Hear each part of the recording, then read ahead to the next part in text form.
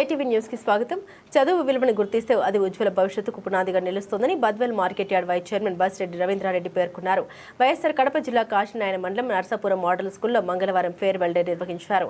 ఈ కార్యక్రమానికి ముఖ్య అతిథిగా రవీంద్రారెడ్డి హాజరయ్యారు. ఈ సందర్భంగా 10వ తరగతి విద్యార్థులకు ఆయన పరీక్ష సామగ్రి పంపిణీ చేశారు. దృఢ సంకల్పంతో పరీక్షలు రాసి తల్లిదండ్రులకు, పాఠశాలకు, ప్రభుత్వానికి మంచి పేరు తీసుకురావాలని ఆయన విద్యార్థులకు సూచించారు. పేద బడుగు బలహీన వర్గాల విద్యార్థులకు చేయూతను అందించేందుకే విద్యాశాఖ మంత్రిగా నారా లోకేష్ బాధ్యతలు చేపట్టిన విద్యార్థులు పట్టుదలతో చదివి ఉన్నత స్థానాలకు చేరుకోవాలని ఆయన సూచించారు. మీరు ఒకటి గుర్తుపెట్టుకోవాలా, మనం గవర్నమెంట్ స్కూల్లోనే ఉంటాము, మనకు ప్రైవేట్ స్కూల్లో లేము అని ఎప్పుడు మీరు బాధపడద్దు. ఎందుకంటే గవర్నమెంట్ స్కూల్లో చదివిన వాళ్ళకే సమాజంలో గట్టి విలువ ఉంటది. ఎందుకంటే ఇప్పుడు మేము ప్రైవేట్ స్కూల్లో చదివినట్టే ఆ స్కూల్కి పొద్దు మాకు లేదు. మేము ఒక ఫంక్షన్ చేసుకోవాలంటే ఎక్కడికి మేమేం చేసుకోలేకున్నాం.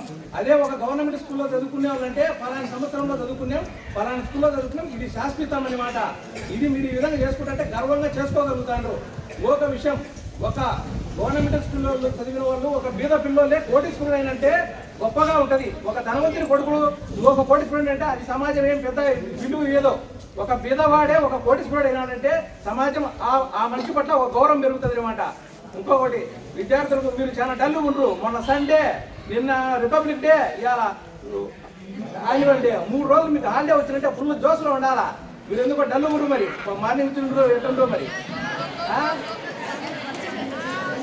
మేడం గారు మీకు మార్నింగ్ టిఫిన్ పెట్టిందో లేదో.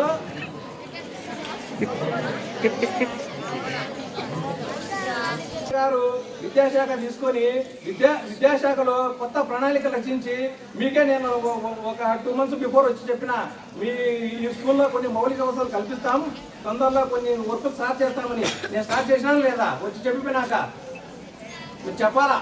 హాస్టల్లో ఉన్నాను, మీకు తొందరలో మీ స్కూల్ అయిపోయేసరికి మళ్ళీ ఇక్కడ రోడ్డు కూడా మెయిన్ రోడ్డు నుంచి మీ కాళ్ళకు మట్టి తట్టకుండా సిమెంట్ రోడ్ వేపిస్తాం. లేట్ ప్రాసెస్ తెచ్చింది. రాబోయే సంవత్సరంలో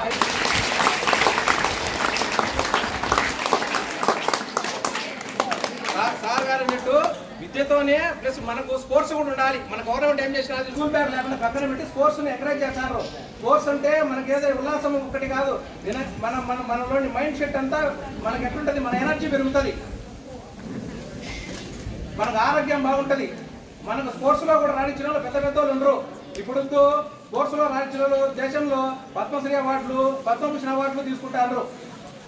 మనం స్పోర్ట్స్ లో రాణించి మన తెలుగు అమ్మాయి, మన కడప జిల్లా వాసి గవర్నమెంట్ స్కూల్లో చదివి క్రికెట్లో రాణించి దేశంలో ప్రపంచంలో పేరు తెచ్చుకొని, దేశంలో మన కడప జిల్లా అమ్మాయి గవర్నమెంట్ నుంచి గ్రూప్ 1 పోస్టు తీసుకొని కడపలో వచ్చేసి మనకు గవర్నమెంట్ 1000 గజాల స్థలం ఇచ్చింది, 2.5 కోటి గవర్నమెంట్ స్పాన్సర్ చేసింది. చూడండి ఎంత గొప్పగా వచ్చింది ఆమె స్పోర్ట్స్ లో.